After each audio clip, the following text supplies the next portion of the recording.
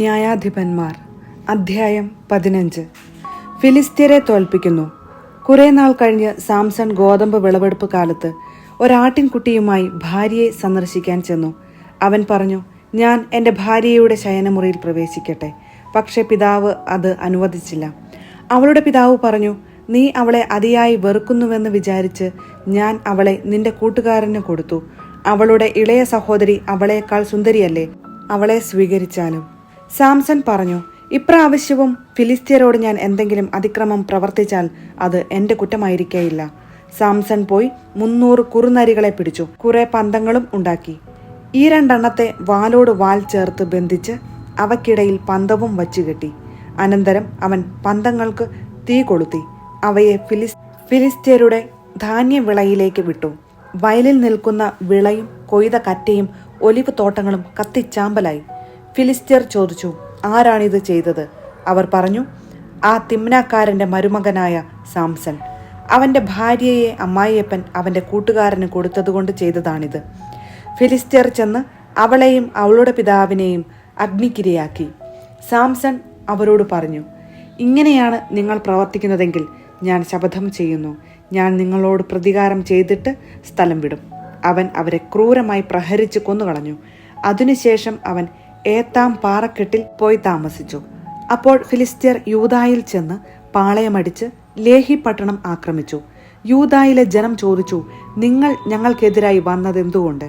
അവർ പറഞ്ഞു, സാംസൺ ഞങ്ങളോട് ചെയ്തതിന് പകരം വീട്ടാൻ അവനെ ബന്ധനസ്ഥനാക്കുന്നതിന് വേണ്ടിയാണ് ഞങ്ങൾ വന്നിരിക്കുന്നത്. അപ്പോൾ യൂദായിലെ 3000 ആളുകൾ ഏത്താം പാറയിടുക്കിൽ ചെന്ന് സാംസനോട് ചോദിച്ചു, ഫിലിസ്ത്യരാണ് ഞങ്ങളുടെ ഭരണാധികാരികൾ എന്ന് നിനക്കറിഞ്ഞുകൂടെ?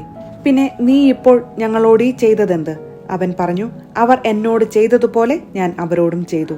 അവർ പ്രതിവചിച്ചു, നിന്നെ ബന്ധിച്ച് ഫിലിസ്ത്യരുടെ കയ്യിൽ ഏൽപ്പിക്കാൻ വന്നിരിക്കെയാണ് ഞങ്ങൾ. സാംസൺ പറഞ്ഞു, നിങ്ങൾ എൻ്റെ മേൽ ചാടി വീഴുകയില്ലെന്ന് സത്യം ചെയ്യുക. അവർ പറഞ്ഞു, ഇല്ല, ഞങ്ങൾ നിന്നെ ബന്ധിച്ച് ഫിലിസ്ത്യരുടെ കയ്യിൽ ഏൽപ്പിക്കുകയേ ഉള്ളൂ, കൊല്ലുകയില്ല.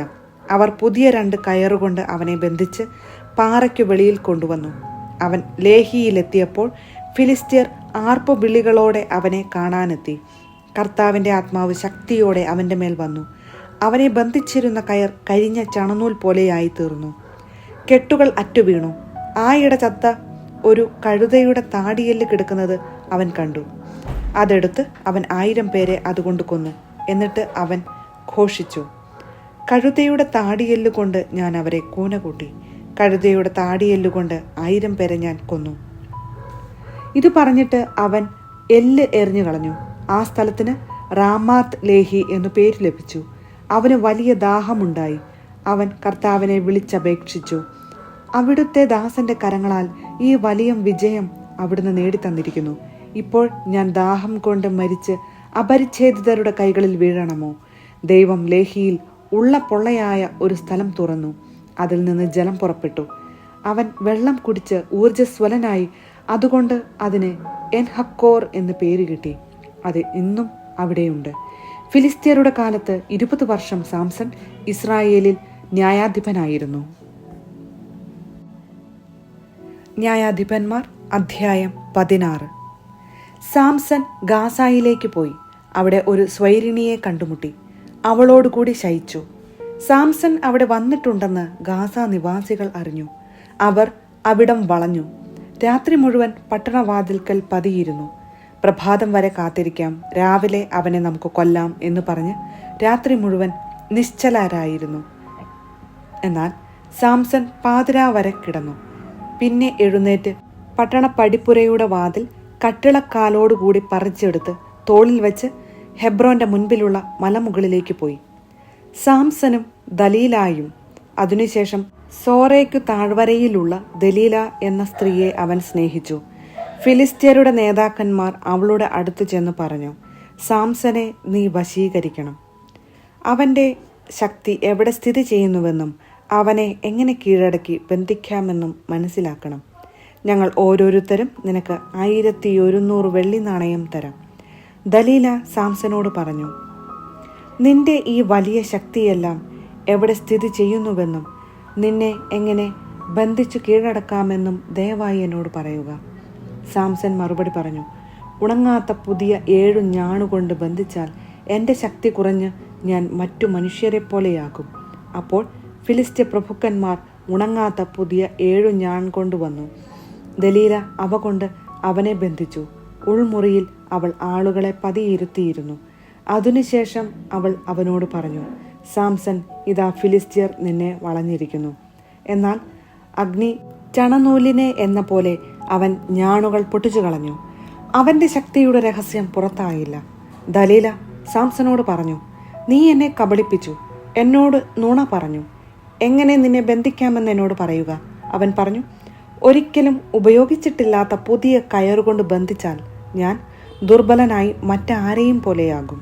അപ്പോൾ ദലീല പുതിയ കയർ കൊണ്ടുവന്ന് അവനെ കെട്ടി. അവനോട് പറഞ്ഞു, സാംസൺ, ഇതാ ഫിലിസ്ത്യർ വരുന്നു. പതിയിരുന്നവർ അകത്തെ ഒരു മുറിയിലായിരുന്നു. കെട്ടിയിരുന്ന കയർ നൂലുപോലെ അവൻ പൊട്ടിച്ചു കളഞ്ഞു. ദലീല സാംസനോട് പറഞ്ഞു, ഇപ്പോഴും നീ എന്നെ കബളിപ്പിച്ചിരിക്കുന്നു. എന്നോട് നീ കളവ് പറഞ്ഞു. നിന്നെ എങ്ങനെ ബന്ധിക്കാമെന്ന് പറയുക. അവൻ പറഞ്ഞു, എൻ്റെ 7 തലമുടി ചുരുൾ എടുത്ത് പാവിനോട് ചേർത്ത് ആണിയിൽ ഉറപ്പിച്ച് നെയ്താൽ മറ്റു മനുഷ്യരെ പോലെ ഞാൻ ബലഹീനനാകും. അവൻ ഉറങ്ങുമ്പോൾ ദലീല അവൻ്റെ 7 തലമുടി ചുരുൾ എടുത്ത് പാവിനോട് ചേർത്ത് ആണിയിൽ ഉറപ്പിച്ചു നെയ്തു. അനന്തരം അവനോട് പറഞ്ഞു, സാംസൺ, ഫിലിസ്ത്യർ നിന്നെ ആക്രമിക്കാൻ വരുന്നു. അവൻ ഉറക്കത്തിൽ നിന്ന് എഴുന്നേറ്റ് ആണിയും തറിയും പാവും വലിച്ചു പൊളിച്ചു. അവൾ അവനോട് ചോദിച്ചു, നിന്റെ ഹൃദയം എന്നോട് കൂടെ അല്ലെങ്കിൽ എന്നെ സ്നേഹിക്കുന്നുവെന്ന് നിനക്ക് എങ്ങനെ പറയാൻ കഴിയും? ഈ 3 പ്രാവശ്യവും നീ എന്നെ അവഹേളിച്ചിരിക്കുന്നു. നിന്റെ അജയ ശക്തി എവിടെ കുടികൊള്ളുന്നുവെന്ന് നീ എന്നോട് പറഞ്ഞിട്ടുമില്ല. അവൾ ഇങ്ങനെ ദിവസം തോറും നിർബന്ധിച്ചു. ആ അലട്ടൽ മരണത്തിന് തുല്യമായി. അവൻ രഹസ്യം തുറന്നു പറഞ്ഞു, ക്ഷൗരക്കത്തി എൻ്റെ തലയിൽ സ്പർശിച്ചിട്ടില്ല. ജനനം മുതലേ ഞാൻ ദൈവത്തിന് നാസീർ വ്രതക്കാരനാണ്. മുടിവെട്ടിയാൽ എൻ്റെ ശക്തി നഷ്ടപ്പെട്ട് ഞാൻ മറ്റു മനുഷ്യരെ പോലെയാകും. അവൻ സത്യം തുറന്നു പറഞ്ഞപ്പോൾ ദലീല ഫിലിസ്ത്യരുടെ നേതാക്കളെ വിളിച്ചു പറഞ്ഞു, ഈ പ്രാവശ്യം കൂടി വരിക. അവൻ സകല രഹസ്യങ്ങളും എന്നോട് പറഞ്ഞിരിക്കുന്നു. അപ്പോൾ ഫിലിസ്ത്യരുടെ നേതാക്കന്മാർ പണവുമായി അവളുടെ അടുത്തെത്തി. അവൾ അവനെ മടിയിൽ കിടത്തി ഉറക്കി. ഒരാളെ കൊണ്ട് അവൻ്റെ തലയിലെ 7 മുടിച്ചുരുളുകളും ക്ഷൗരം ചെയ്യിച്ചു. അതിനുശേഷം അവൾ അവനെ അസഹ്യപ്പെടുത്താൻ തുടങ്ങി. അവൻ്റെ ശക്തി അവനെ വിട്ടുപോയി. അവൾ പറഞ്ഞു, സാംസൺ, ഫിലിസ്ത്യർ നിന്നെ ആക്രമിക്കാൻ വരുന്നു. അപ്പോൾ അവൻ ഉറക്കമുണർന്നു പറഞ്ഞു, മറ്റവസരങ്ങളിലെ പോലെ തന്നെ ഞാൻ രക്ഷപ്പെടും. എന്നെ തന്നെ സ്വതന്ത്രനാക്കും. കർത്താവ് തന്നെ വിട്ടുപോയ കാര്യം അവൻ അറിഞ്ഞില്ല. ഫിലിസ്ത്യർ അവനെ പിടിച്ച് കണ്ണ് ചുഴന്നെടുത്ത് ഗാസായിലേക്ക് കൊണ്ടുപോയി. ഓട്ടുചങ്ങല കൊണ്ട് ബന്ധിച്ച് കാരാഗൃഹത്തിലാക്കി മാവ് പൊടിക്കുന്ന ജോലിയിലേർപ്പെടുത്തി. എന്നാൽ മുണ്ടനത്തിനു ശേഷവും അവൻ്റെ തലയിൽ മുടി വളർന്നുകൊണ്ടിരുന്നു. സാംസന്റെ മരണം. ഫിലിസ്ത്യ പ്രഭുക്കന്മാർ തങ്ങളുടെ ദേവനായ ദാഗോന് ഒരു വലിയ ബലി കഴിച്ചു സന്തോഷിക്കാൻ ഒരുമിച്ചുകൂടി. അവർ പറഞ്ഞു, നമ്മുടെ ദേവൻ ശത്രുവായ സാംസനെ നമ്മുടെ കയ്യിൽ ഏൽപ്പിച്ചിരിക്കുന്നു. അവനെ കണ്ടപ്പോൾ ജനങ്ങൾ തങ്ങളുടെ ദേവനെ സ്തുതിച്ചു പറഞ്ഞു, നമ്മുടെ ദേവൻ ശത്രുവിനെ നമുക്ക് ഏൽപ്പിച്ചു തന്നിരിക്കുന്നു. അവൻ നമ്മുടെ ദേശം നശിപ്പിച്ചവനാണ്, നമ്മിൽ അനേകരെ കൊന്നവനുമാണ്. സന്തോഷിച്ച് മതിമറന്ന് അവർ പറഞ്ഞു, നമ്മുടെ മുൻപിൽ അഭ്യാസം കാണിക്കുന്നതിന് സാംസനെ വിളിക്കുവിൻ. സാംസനെ അവർ കാരാഗൃഹത്തിൽ നിന്ന് കൊണ്ടുവന്നു. അവൻ അവരുടെ മുൻപിൽ അഭ്യാസം പ്രകടിപ്പിച്ചു. തൂണുകളുടെ ഇടയിൽ അവർ അവനെ നിർത്തി. കൈക്ക് പിടിച്ചിരുന്ന ബാലനോട് സാംസൺ പറഞ്ഞു, ഒന്ന് ചാരി നിൽക്കാൻ കെട്ടിടത്തിൻ്റെ തൂണുകൾ എവിടെയെന്ന് ഞാൻ തപ്പി നോക്കട്ടെ. പുരുഷന്മാരെയും സ്ത്രീകളെയും കൊണ്ട് കെട്ടിടം നിറഞ്ഞിരുന്നു. ഫിലിസ്ത്യ പ്രഭുക്കന്മാരെല്ലാം അവിടെ സന്നിഹിതരായിരുന്നു. മേൽത്തട്ടിൽ ഏകദേശം 3000 സ്ത്രീ പുരുഷന്മാർ അഭ്യാസം കണ്ടുകൊണ്ടിരുന്നു. അപ്പോൾ സാംസൺ കർത്താവിനെ വിളിച്ചപേക്ഷിച്ചു, ദൈവമായ കർത്താവേ, എന്നെ ഓർക്കണമേ. ഞാൻ നിന്നോട് പ്രാർത്ഥിക്കുന്നു, എന്നെ ശക്തനാക്കണമേ. ഞാൻ നിന്നോട് ഇപ്രാവശ്യം കൂടി യാചിക്കുന്നു, എൻ്റെ കണ്ണുകളിൽ ഒന്നിന് ഫിലിസ്ത്യരോട് പ്രതികാരം ചെയ്യാൻ എന്നെ ശക്തിപ്പെടുത്തണമേ.